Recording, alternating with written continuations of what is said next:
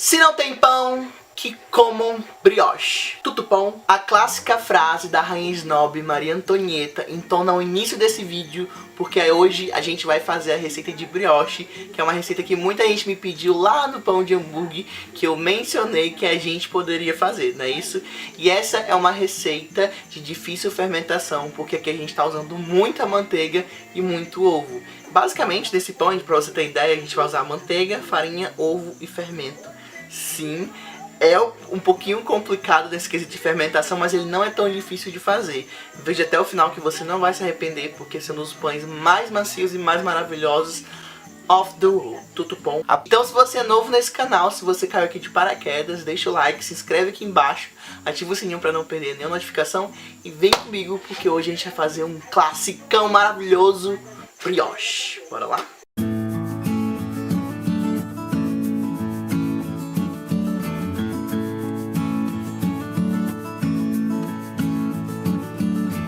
Para o início do nosso pão, a gente vai ter que iniciar pelaquela esponja, que vai fortificar o fermento, porque aqui a gente está usando uma pequena quantidade. E essa esponja, geralmente, eu uso para as massas doces, mas para massas em que vai muita manteiga ou muito ovo, também é necessário fazer esse pré-fermento, ajuda bastante. Tá bom? Então, para fazer o pré-fermento, eu vou colocar em um bolzinho 50 gramas de farinha de trigo, juntamente com 2 colheres de chá de fermento biológico instantâneo seco, tá bom? Aquele fermento de pacotinho, são 6 gramas. E junto à farinha e o fermento, eu vou acrescentar 60 ml de água, tá? Aí eu misturo muito bem com um fouetzinho, limpo as laterais da tigela, cubro com um pano e espero essa mistura crescer, tá bom? E assim, eu sempre falo que quando começa a surgir algumas bolinhas, começa a crescer, você já pode usar. Porque quando esse fermento ele cresce muito e ele afunda no meio, então ele perde o efeito de crescimento. Ele não fica tão forte como era para ele ser. Acaba tendo um efeito contrário do que a gente quer, entendeu? Então por isso é importante você observar o seu pré-fermento. Ele que vai aí crescer, e na hora que ele começar a crescer você pode já fazer a sua massa, tá bom? Esse tempo vai variar entre 30 minutos e 1 hora, dependendo de onde você mora. Aqui onde eu moro é bem quente, então em 30 minutos isso aqui ficou pronto, deu uma crescidinha maravilhosa, ficou cheio de bolhas de ar e estava pronto para eu iniciar realmente a minha massa de brioche, tá bom? Depois de 30 minutos do meu pré-fermento bonitinho, eu vou acrescentar 40 gramas de açúcar, tá bom? Usei açúcar cristal, pode ser qualquer açúcar. E juntamente ao açúcar você vai acrescentar 4 ovos. E é importante você observar aqui, porque os ovos que eu coloco nas minhas massas sempre são ovos de galinhas que a gente cria, galinhas que são livres. Então elas põem ovos pequenos, elas não põem ovos grandes, tá bom? Então se você tem ovos grandões aí, então muito cuidado com a quantidade de água que a gente vai precisar daqui a pouco. Tá bom? Então por isso nesse momento eu não acrescento água. E aqui eu vou misturar a minha farinha de trigo, que são 350 gramas, tá bom? São 50 gramas que a gente usa lá no começo, mais 350 gramas que a gente usa agora. Aí eu vou acrescentando a minha farinha de trigo aos poucos, misturo muito bem, tá bom? E vou acrescentando a minha farinha de trigo aos poucos nessa mistura. Quando toda a farinha de trigo tiver sido incorporada, aí você vai ter que colocar a sua mão. E essa é uma massa complicada de se fazer na mão, se você tem uma batedeira vai te ajudar muito. Porque como essa massa é basicamente ovo, então é tipo uma massa de macarrão. Começa a ser uma massa de macarrão. Porque ela vai ficar meio que grudenta, mas ao mesmo tempo desgruda da sua mão. É uma incógnita, tá bom? E aqui nessa massa você vai acrescentar água até chegar no ponto correto. Que é no ponto em que ela fica um pouco grudentinha, mas ela desgruda da sua mão. Tá bom? Então aqui eu acrescentei 40 ml de água, eu fui acrescentando aos poucos a água. E é assim, se você acrescentar ovos grandes, pode ser que você não precise acrescentar água. Essa massa, ela requer um pouco de observação.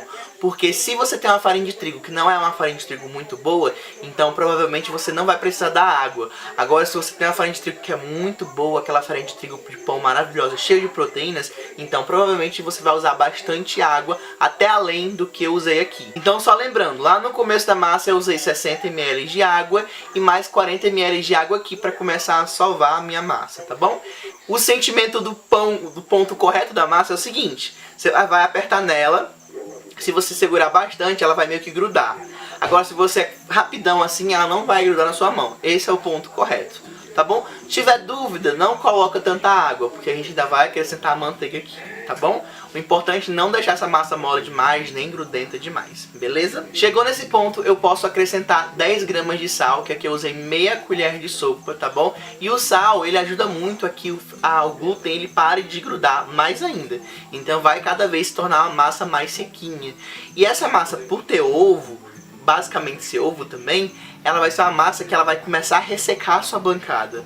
Se você já fez massa de macarrão, você vai entender isso que eu estou dizendo. Mas você começa a sovar, está sovando, aí começa meio que ficar uns negocinhos secos na sua bancada. É diferente, é bem diferente essa massa, tem que ir testando, tem que ir fazendo aos poucos. E aí você vai precisar estimular o glúten, você vai ter que sovar pelo menos de 5 a 10 minutos para a gente poder acrescentar a manteiga. Sovou por 5 a 10 minutos, é realmente uma massa pesada, ela vai estar pesada, mas a gente ainda precisa acrescentar a manteiga, tá bom? Aqui eu tô usando a manteiga que eu fiz aqui em casa, tá bom? Então aqui é uma manteiga mais natural, mas você pode acrescentar qualquer manteiga desde que seja sem sal. Você até pode acrescentar manteiga com sal, mas você vai ter que diminuir um pouco do sal da receita, porque as manteigas elas têm muito sal, as que a gente compra no mercado, tá bom? Então aqui eu abro a minha massa um pouquinho e aí eu vou acrescentar metade da minha manteiga. E não se assusta, porque isso aqui vai virar uma lambuzeira enorme. Se você tiver planetária, batedeira que aguente bater isso aqui, vai ser uma mão na roda, tá bom? Mas eu não vejo problema, eu consigo. Você vai misturando com calma, misturando, até que você vai ver que vai se incorporar. Quando tiver quase tudo se incorporado, você pode acrescentar a outra metade da manteiga, tá? São 100 gramas e eu tô acrescentando aqui em 2 partes, tá? Coloca metadinha, sova um pouco e coloca a outra metade, tá bom? E o mais incrível dessa massa é que ela vai absorver toda essa manteiga, tá bom? Mas tem que ser manteiga, não pode ser margarina não. Não faz com margarina, até já tentei, admito, fazer com margarina, mas não dá muito certo, tá bom? E aí você vai misturando, vai dar um pouquinho de trabalho. Eu fiz acho que até um time-lapse pra vocês, se tiver feito eu vou colocar aqui pra vocês assistirem, tá bom?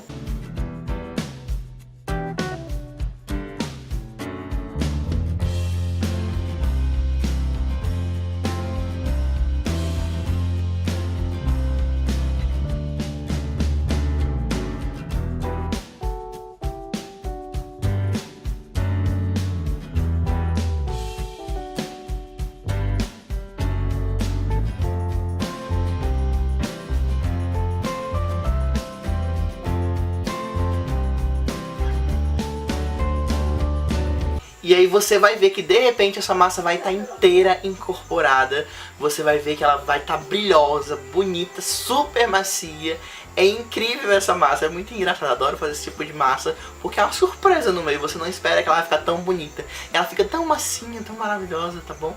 E aí você tem que salvar mais uns 2 a 3 minutos até você fazer o ponto de véu, tá bom? Que é aquele pontinho que você pega um pouco da sua massa, vai puxando, até você meio que conseguir formar um véuzinho. Esse é o ponto de véu, tá bom?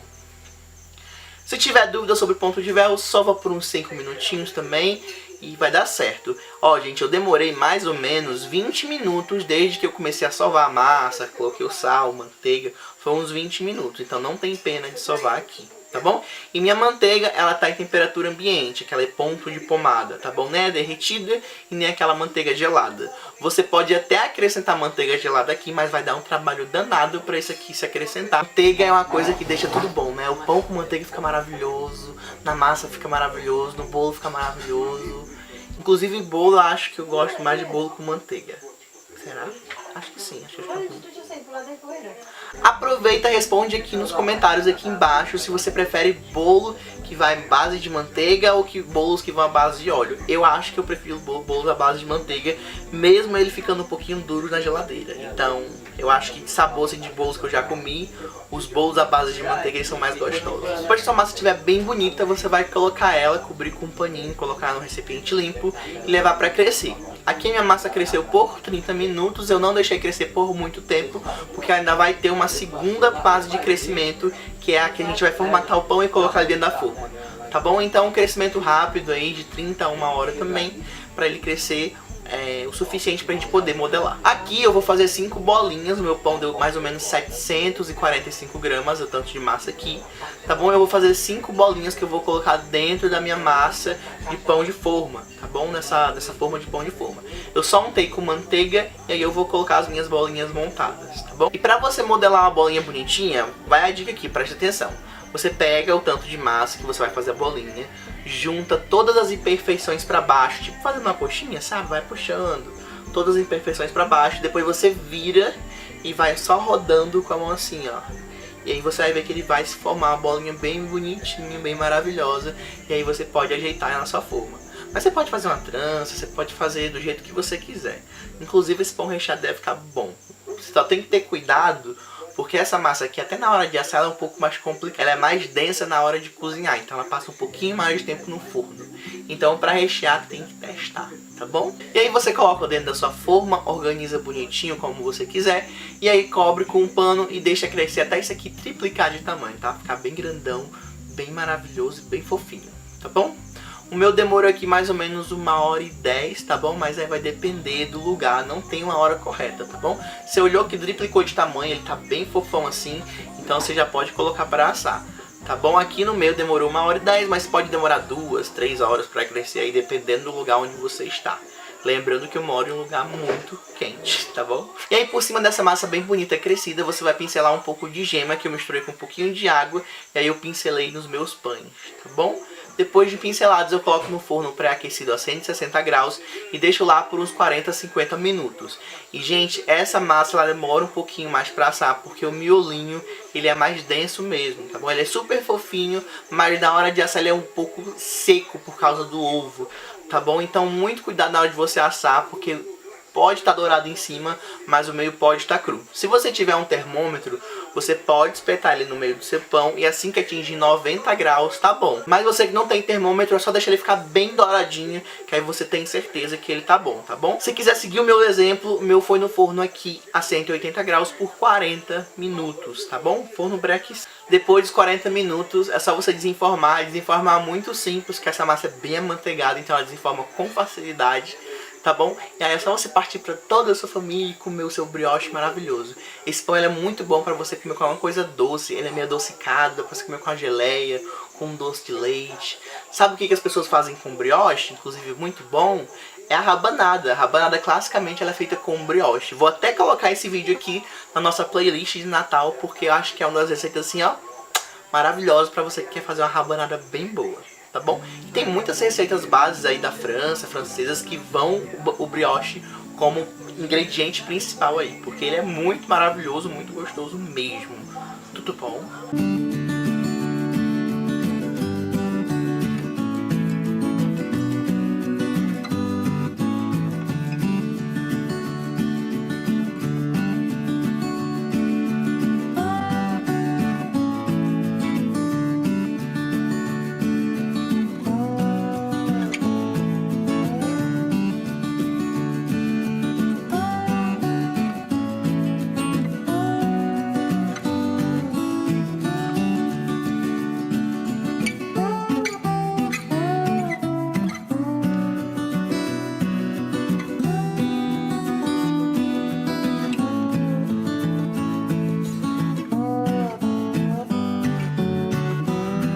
E é isso, se você gostou desse vídeo, se inscreve aqui embaixo, manda pra todos os seus amigos que amam pães e brioches super gostosos e maravilhosos. E é isso, tudo bom? Um beijo e até semana que vem com um vídeo novo. Tchau!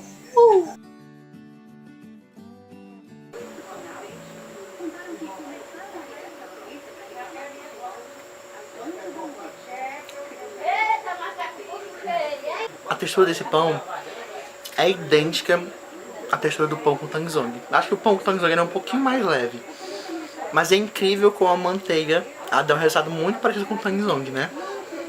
É incrível. Sabor. Esse pão vale muito a pena fazer. Sério, fica muito gostoso, muito gostoso, muito gostoso, tá? Ele e o tangzong são os meus pães favoritos até hoje. Beijo.